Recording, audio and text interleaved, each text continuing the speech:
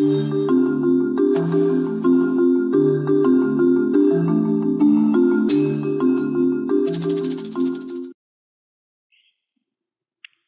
so then we come to the value argument. So again, this is optional. That's why you see it in italic. If you don't specify it, we assume you want the balance of the account as of that year-end period.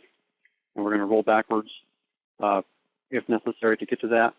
If it's a future period, we'll roll forwards. So we'll look at the future period activity. Assuming there are numbers posted out there, we'll add those to the balance to roll forward to that.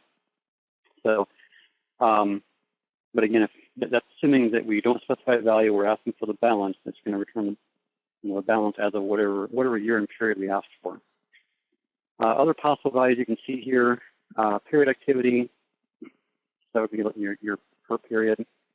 Year to date is just the sum of period 1 through whatever period we specified. And the same thing for debit. You'll see that then there's that set of values repeated again for cash.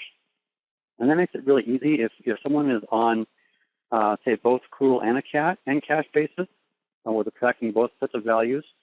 It makes it really easy to build a financial statement where this last part, the cash part, gets tacked on based on whether they check the box or not.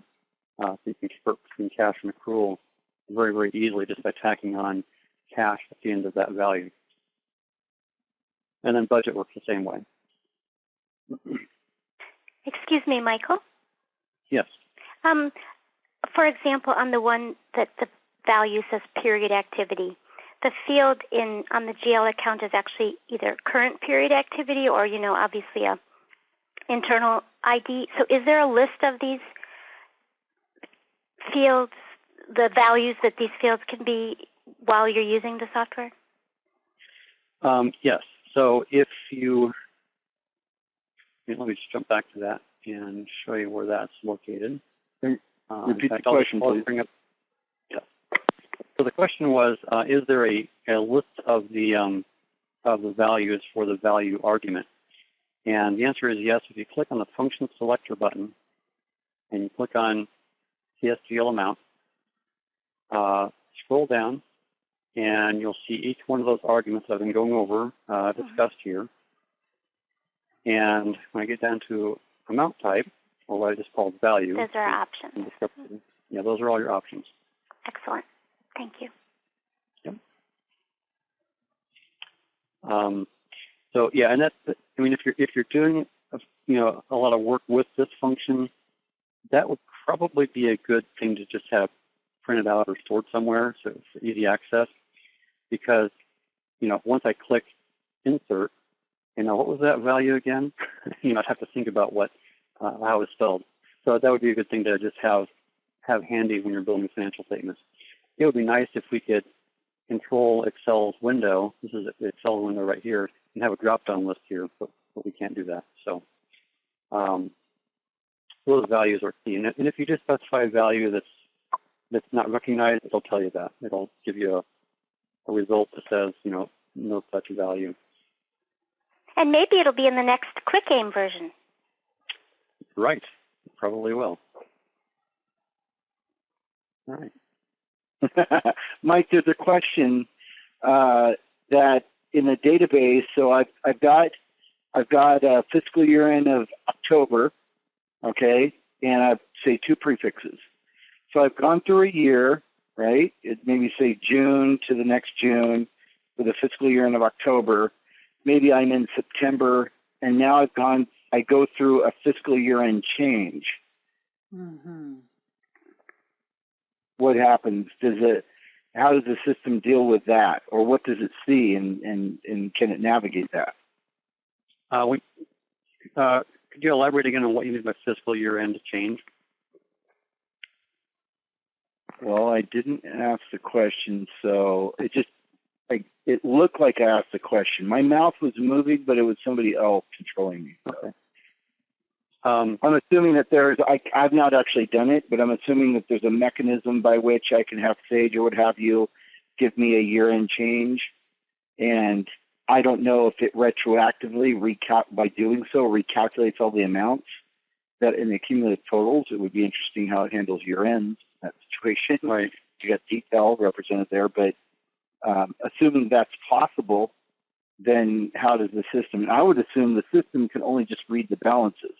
We're not looking at transactions. Right. We don't look at transactions. It's only going to look at what's in the master file. And so, for example, take for example the current period activity field that's on the account record. It's going to view that as being the period as identified in your fiscal setting. So when your fiscal setting says your current period ending date is 5/31/2013, it therefore knows that current period activity represents May, in essence, May of 2013. So I'm not sure if that answers the question. Basically, we're simply looking at the fiscal settings and using that to tell us what period a given entity is in, and then that tells us how to interpret the bucket totals that are on each account record, and then we navigate it from there. Although I suspect maybe the question could also have had to do with how we navigate fiscal year-end boundaries. So if you roll back to a period in a prior fiscal year, we do handle that properly in terms of, like if it's an income statement account, we recognize that income statement accounts reset to zero at the end of the year. So it handles that transition properly. Or even if you're going forward, again, handle that properly as well. And that's actually something I had mentioned before as a plus to the fact that we can roll forward is sometimes there are customers I know who sort of get stuck for a while at year end. They haven't closed the fiscal year because they're waiting on things and they're not comfortable closing the fiscal year and then reclosing it later. They leave it closed. Well, they leave it open. So then the question is, okay, so my year is still stuck at 12/31, and now I'm in February. I'd sure like to run a financial statement for January, but I can't, right? Well, with this you could, because you're just rolling forward one period. You're asking for period one of the next year, and it navigates that correctly. So that, I'm not sure if that had also to do with that question or not, but I thought I'd throw that in there.